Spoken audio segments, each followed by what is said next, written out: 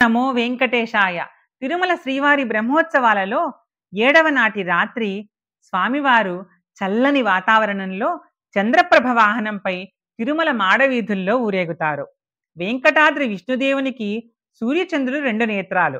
పగలు సూర్యప్రభలో ఊరేగిన వెంకటాద్రి విష్ణుదేవుడు రాత్రి నిశాకరుడైన అమృత కిరణాలు కలిగిన చంద్రప్రభ వాహనంపై ఊరేగుతాడు.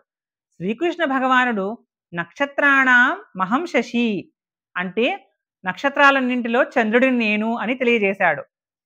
చంద్రమా మనసో జాతః అని పురుష సూక్తం నుండి పురుష సూక్తము భగవంతుని మనస్సు నుండి చంద్రుడు జన్మించినాడని వివరిస్తోంది. సూర్యుడు దివాకరుడు కాగా చంద్రుడు నిశాకరుడు.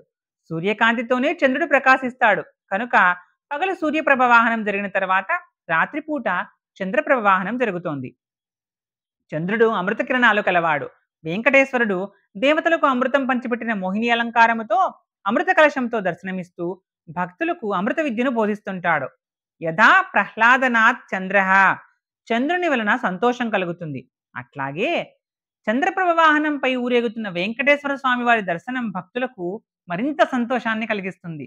సూర్యుని తీక్షణత్వము, చంద్రుని శీతలత్వము రెండూ తన స్వరూపమేనని వెంకటేశ్వరుడు చంద్రప్రభ వాహనాలను అధిరోహించి మనకు తెలియజేస్తున్నాడు.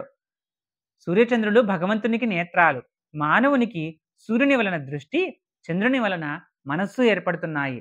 ఓం నమో వెంకటేశాయ.